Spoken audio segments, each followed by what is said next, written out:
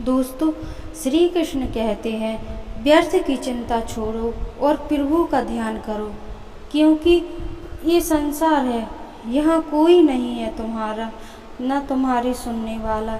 यहाँ तो सिर्फ पैसा बोलता है। दोस्तों, जिंदगी बहुत कीमती है, इसे व्यर्थ मत जानो दो, इसका उपयोग सही तरीके से करो। श्री कृष्ण कहते हैं जो जीवन में दुखी रहते हैं, घर में कलेश ज़्यादा होता है, वहाँ पर भगवान निवास नहीं करते।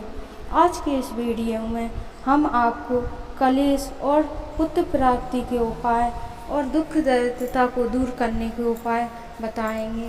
दोस्तों, एक दिन महाराज युधिष्ठिर ने भगवान से कहा, हे प्रभु, कोई ऐसा उत्तर बताएं जिससे मनुष्यों के अनेक संसारक कलेश दुख दूर हो जाएं और पुत्रवान हो जाएं। यह सुनकर भगवान बोले, हे राजन, तुमने बड़ा ही उत्तम प्रश्न किया है। मैं तुमको एक पौराणिक कहानी सुनाता हूँ, सो तुम ध्यान पूर्वक सुनो।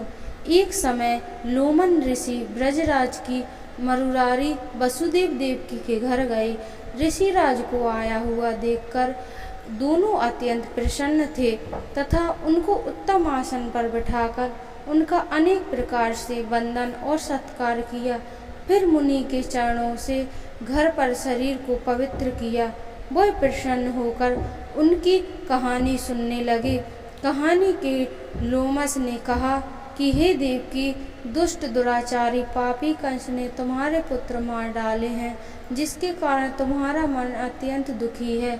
इस प्रकार राजा नहुस की पत्नी चंद्रमुखी भी दुखी रहा करती थी, किंतु उनसे इस कहानी को सुनने के लिए उनको सही तरीका नहीं पता था, जिससे प्रताप से संतान का सुख प्राप्त नहीं हुआ। यह सुनकर देवी ने हाथ जोड़कर मुनि से कहा, हे ऋषिराज, कृपया करके रानी चंद्रमुखी का संपूर्ण कहानी को विस्तार से मुझे समझाइए। मैं इस दुख से छुटकारा पाना चाहती हूँ। लोमस ऋषि ने कहा, हे देवकी, अयोध्या के राजा नहुस थे। उनकी पत्नी चंद्रमुखी अत्यंत सुंदर थी। उनके नगर में विष्णुगुप्त नामक एक ब्राह्मण रहता था। उनकी स्त्री का नाम भद्रमुखी था। वह अत्यंत रूपवती और सुंदरी थी। रानी और ब्राह्मणी में अत्यंत प्रेम था। एक दिन वे दोनों सरयू नदी के स्नान करने के लिए गईं। वहां उन्होंने देखा कि बहुत सारी स्त्रियां स्नान कर रही हैं और निर्मल वस्त्र पहनकर मंडप में शंकर एवं पार्वती की मूर्ति रखकर पूजा कर रही हैं। रानी ने और ब्राह्मणी ने यह देखकर उन स्त्रियों से पूछा, बहन, तुम किस देवता और किस कारण से इस पूजा को कर रही हो? यह सुनकर स्त्रियों ने कहा, हम तो यह शंकर जी की और पार्वती माता की पूजा कर रहे हैं। इस कहानी को सुनने से सभी पापों से मुक्ति मिलती है। और उन स्त्रियों से रानी ने कहा, इस कहानी को सुनने से क्या होता है? तो उन स्त्रियों ने बताया कि इस कहानी में शिव पार्वती की पूजन की जाती है और शंकर जी की पूजा की जाती है। इससे सारे दुखों का नाश होता है और हम सुखी जीवन व्यतीत करते हैं। यह सुनकर रानी और ब्राह्मणी ने इस कहानी को सुनने के लिए मन ही मन में संकल्प किया और घर वापस लौटकर ब्राह्मणी भद्रमुखी इस कहानी को नियम पूर्वक करती थी, किंतु रानी चंद्रमुखी राजपद के कारण वह इस कहानी को नहीं पढ़ती थी और कभी भूल जाती थी। कुछ समय बाद दोनों मर गईं। दूसरे जन्म में रानी ने बंदरिया और दूसरी ब्राह्मणी ने मुर्गी की योनि पाई, परंतु ब्राह्मणी मुर्गी की योनि में कुछ नहीं भूली और भगवान शंकर तथा पार्वती का ध्यान करती रही। उधर रानी बंदरिया की योनि में भी सब कुछ भूल गई। थोड़े समय बाद दोनों ने देह त्याग दिया। अब इनका तीसरा जन्म मनुष्य योनि में हुआ। उस ब्राह्मणी ने एक ब्राह्मण के यहाँ कन्या के रूप में जन्म लिया। रानी ने एक राजा के यहाँ राजकन्या के रूप में जन्म लिया।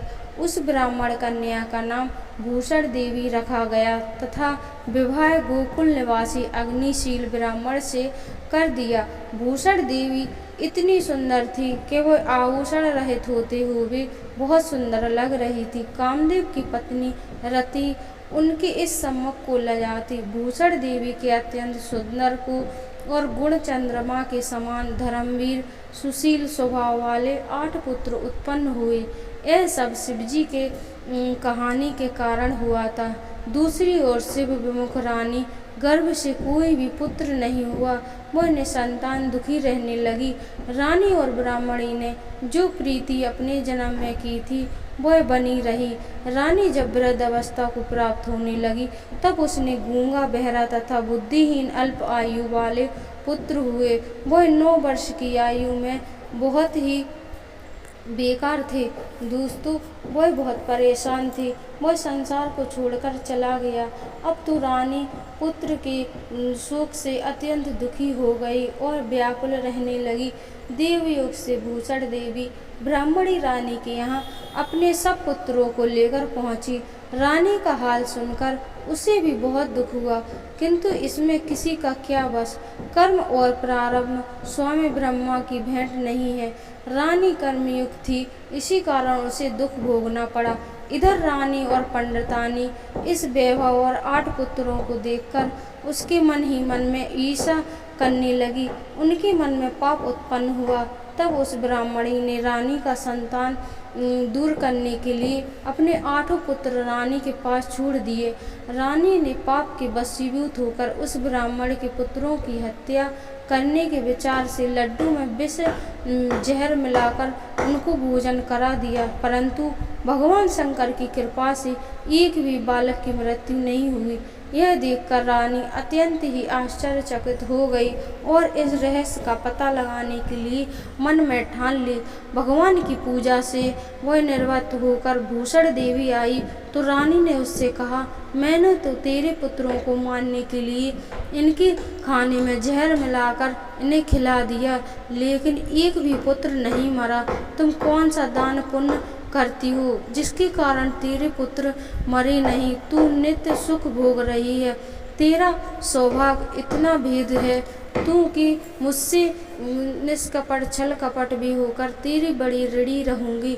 रानी ने ऐसी दीन वचन सुनकर भूषण ब्राह्मणी से कहने लगी, सुनो, तुमको 3 जन्म का हाल कहती हूँ, जो ध्यान पूर्वक सुनो। पहले जन्म से तुम राजा नहुस की पत्नी थी। तुम्हारा नाम चंद्रमुखी था और मेरा भद्रमुखी था। मैं ब्राह्मणी थी। तुम अयोध्या में रहते थे। मेरी तुम्हारी बड़ी प्रीति थी, मतलब मित्रता। एक दिन हम तुम दोनों सरयू नदी में स्नान करने के लिए गए। दूसरी स्त्रियों को संतान सप्तमी का व्रत कर रही थी और शिवजी का पूजन कर रही थी। उन दोनों ने देखकर खुद ने व्रत की ठान ली, किंतु तुम सब भूल गई और झूठ बोलने से तुमको दोष लगा, जिससे तुम आज भी भोग रही हो। मैंने इस व्रत को आचार विचार सहित नियम पूर्वक सदैव किया है और आज भी करती हूँ। दूसरे जन्म में तुमने बंदरिया का जन्म लिया तथा मुझे मुर्गी की योनि मिली। भगवान शंकर की कृपा से इस व्रत के प्रभाव तथा भगवान के इस जन्म में भी ना भूली, निरंतर उस व्रत को नियम अनुसार करती रही। तुम अपनी बंदरिया के जन्म में भी भूल गई। मैं तो समझती हूँ कि तुम्हारे ऊपर यह तो भारी संकट है, उसका एकमात्र यही कारण है कि दूसरों को कोई कारण नहीं हो सकता। इसलिए मैं तो कहती हूँ अब भी संतान सप्तमी का व्रत करें, जिससे तुम्हारे संकट दूर हो जाएंगे। लोमस ऋषि ने कहा, हे देवकी, भूषण ब्राह्मणी के मुख से अपने पूर्व जन्म की कहानी व व्रत संकल्प इत्यादि सुनकर रानी को पुरानी बातें याद आ गईं और वह मन ही मन दुखी होने लगी। वह पश्चाताप करने लगी। भूषण ब्राह्मणी के चरणों को पकड़कर क्षमा याचना करने लगी और भगवान शंकर पार्वती की महिमा का गीत गाने लगी और वह पूजा पाठ व्रत करने लगी। उस दिन से रानी ने नियम अनुसार संतान सप्तमी का व्रत किया, जिसके प्रभाव से रानी को संतान सुख भी मिला तथा संपूर्ण भोग कर रानी शिवलोक को गई। भगवान शंकर के व्रत का ऐसा प्रभाव कि वह मनुष्य अपने पथ पर अग्रसर हो जाता है। भूला बिसरा इंसान अपनी राह पर आ जाता है और वह मोक्ष को प्राप्त करता है। लोमस ऋषि ने फिर कहा, हे देवकी, इसलिए मैं तुमसे भी कहता हूँ कि तुम इस व्रत को करने से संकल्प अपने मन में करो, तुमको भी संतान सुख मिलेगा। इतनी कहानी सुनकर देवकी हाथ जोड़कर लोमस ऋषि से पूछने लगी, हे ऋषिराज, मैंने इस पुनीत उपवास का अवश्य करूँगी, किंतु आप इस कल्याणकारी संतान सुख देने वाले व्रत को विधि पूर्वक बताएं। यह सुनकर ऋषि बोले, हे देवकी, यह उपवास भादव के शुक्ल पक्ष में होता है। इस दिन महिलाएं व्रत रखती हैं, किसी नदी अथवा कुएं के पवित्र जल में स्नान करती हैं और शंकर जी की प्रतिमा बनाकर उनकी पूजा अर्चना करती हैं और गंडे के धूप दीप अष्टगंध पूजा करती हैं। भगवान शंकर से अपनी कामना सफल की प्रार्थना करती हैं और 7 पुआ बनाकर भगवान का भोग लगाकर 7 ही पुआ तथा शक्ति सोने चांदी की अंगूठी बनवाकर इन सबको एक तांबे के पात्र में रखकर उसको विधि पूर्वक पूजा करती हैं और वह महिलाएं सदाचार ब्राह्मण को दान देती हैं और वह 7 पुए स्वयं प्रसाद के रूप में खाती हैं। इस प्रकार इस व्रत का पारायण होता है। इसी कारण इस व्रत से भाग्यशाली संतान उत्पन्न होती हैं तथा अंत में शिवलोक की प्राप्ति होती है। हे देवकी, मैंने तुमको संतान सप्तमी का व्रत विधान विस्तार सहित वर्णन कर दिया है, उसको अब तुम नियम पूर्वक करो, जिससे तुमको उत्तम संतान प्राप्त हो। इतना यह कहकर कहानी भगवान आनंद कंद श्री कृष्ण ने युधिष्ठिर से कहा, हे लोमस ऋषि, इस प्रकार हमारी माता को शिक्षा देकर चले गए। ऋषि के कहे अनुसार माता देवकी ने इस व्रत को और इस कहानी को सुनकर उनकी आज्ञा का पालन किया। इस व्रत को और इस कहानी को सुनने से पुरुषों को भी समान रूप से कल्याणदायक है और उनको संतान सुख देने वाला, पापों का नाश करने वाला यह उत्तम व्रत है, जिससे स्वयं भी कर सकते हैं, दूसरों से भी करवा सकते हैं।